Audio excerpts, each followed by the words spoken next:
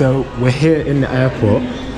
We've made it. It was a bit of a palaver to start off with, wasn't it? It was, yes. So we managed to pack too much stuff in our cases, didn't we?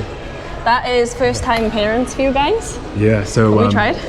We had to move some stuff over, but we've made it. We're at the gate now, and we're about to go. It's last call for the gate, so we probably should make a move and get on the plane. But we've got a new introduction. This little guy here, he has never flown before, so this is going to be his first flight. We're going to see how it goes. We've packed everything we think that he needs. He just had a little change. He's now sucking his dummy or soother, whatever you want to call it. But so we should be ready for the flight. So we're going to feed him, I think, when we get on there, we said? Yeah. Isn't it? So hopefully it'll be a smooth flight, but we've not flown with the baby, so it's new for us. So we're just trying to see how everything goes. So we're going to get on the plane now. You agree as well? And we're going to see how you go, aren't we? Yeah? Right, let's go. Let's go check in before they decide to not let us on the plane. Yeah, let's go.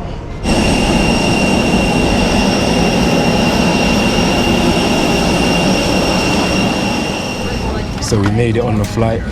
He had a little outburst when we got on, but he's feeding now. So we still haven't taken off yet. Apparently though, boarding's complete, which is good because we've got the aisle. Got a free seat, so hopefully we'll have a little bit more space to put our stuff down. Yeah. And if he does decide to get a bit fussy, we can move him around a little bit.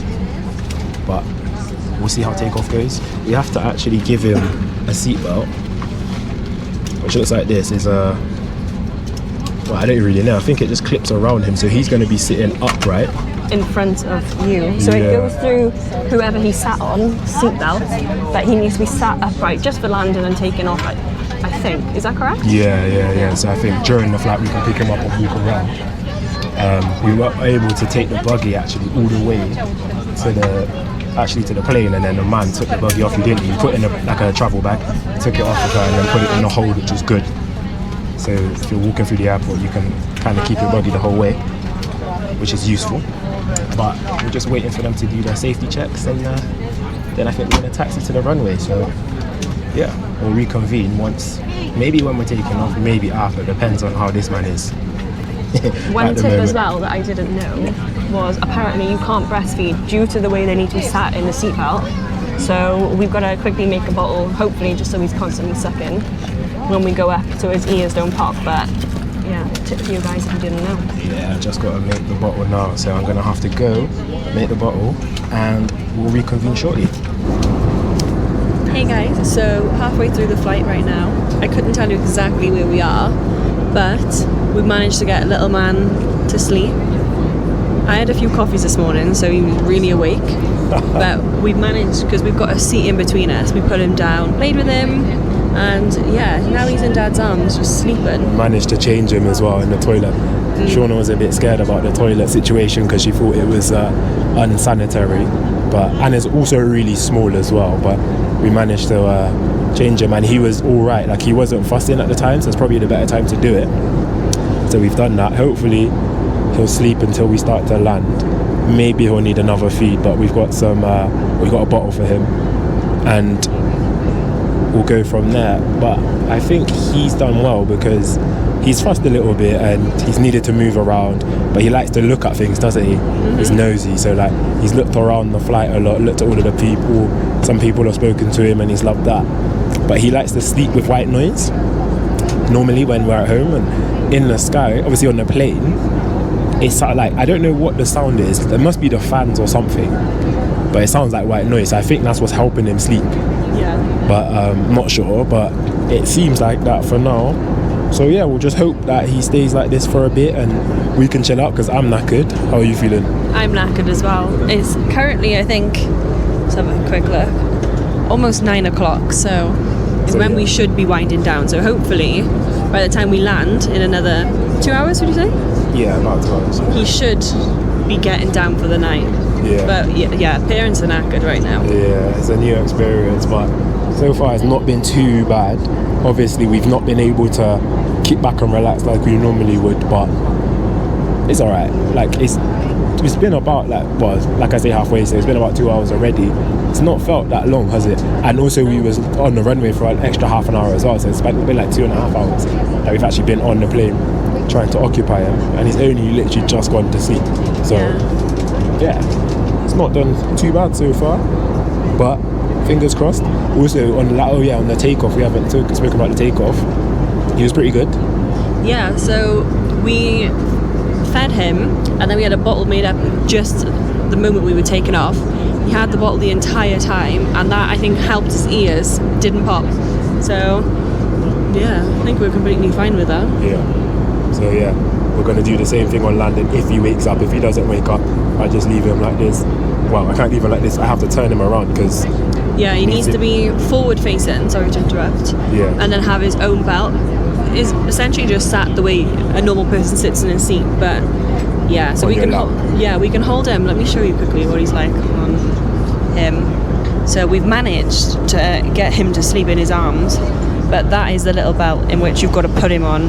So that part goes through your belt, and then he sort of straps on, but it's quite easy, and because landing's only maybe like 20-15 minutes, it's no problem at all. But he is absolutely flat out, so the flight's going better than I think imagined, because it is a bit nerve-wracking, don't you think? Yeah, and like obviously he was gonna cry, but you just kind of deal with it, and no one's really said anything, so it's all good. Like babies cry, that's just the way it is, but he's not been hysterical. I think because he's really greedy, so as soon as you give him food, even if he's not hungry, he'll just drink it.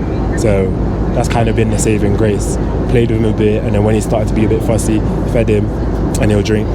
So and to be fair, he's taken it all. He's pooed a little bit as well, so I think we fed him the right amount, but he's not fussy when it comes to feeding, which helps. Obviously every baby's different, but for him it's been alright. But yeah, so that's just a half flight update. When we land, we'll let you know how the whole flight has gone, because landing might be a completely different story. Hopefully not, but we'll see. We'll see how it goes. See you then. So we made it off the flight. Finally made it. Just got off.